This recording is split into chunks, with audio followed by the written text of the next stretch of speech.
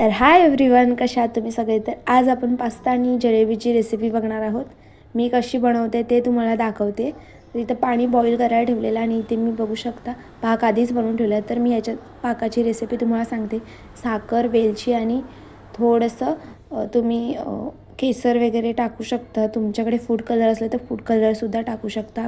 मला food colour टाकायचं नव्हतं म्हणून मी केसर टाकलेलं.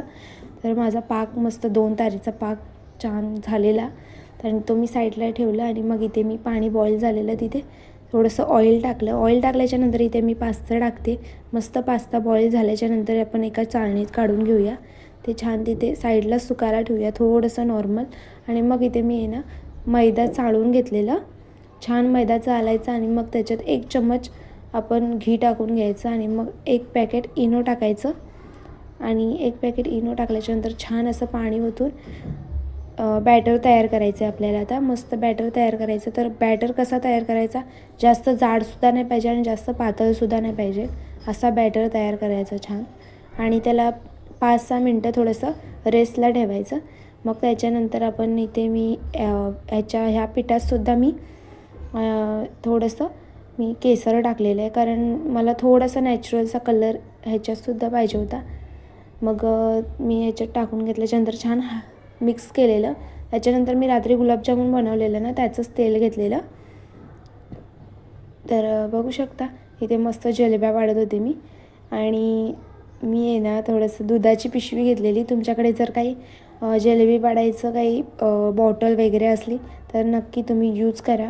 पण मी दुधाच्या पिशवीने पाडलेलं, पण खूप छान जलेब्या पडलेल्या एकदम. खूपच छान आकार आलेला त्यांचा. आणि एवढा काही खास नव्हता आला. पहिली जलेबी एवढी खास नव्हती झाली, पण नंतर छान आकार येत होता. तर बघू शकता एकदम क्रिस्पी अशी जलेबी तयार आहे आपली.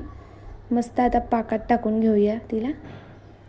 तर आता आपण पाकात टाकल्यावर तिला दोन्ही साईडीने मस्त पाकात असं मिक्स करायचं आणि काढून घ्यायची. मग इथे मी पास्त्याची सुद्धा साईडला तयारी करत होते, कारण नवऱ्याला उशीर होत होता माझ्या. तर इथे बघू शकता मी कढीपत्ता, लसूण, कांदा आणि टोमॅटो मिक्स केलेला आहे.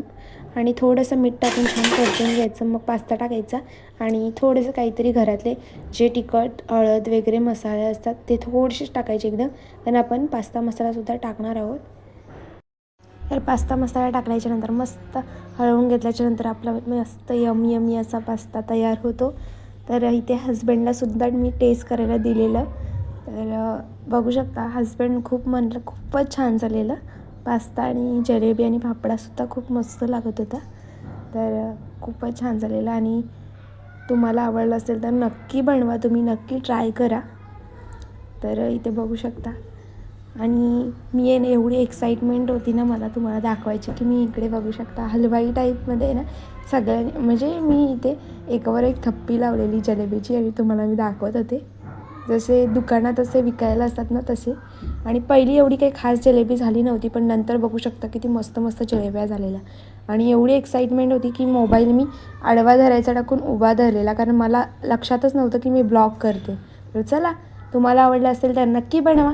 तर मी ते नवऱ्यासुद्धा डब्या दिल्या. तर लाईक आणि सबस्क्राईब करायला विसरू नका बरं का.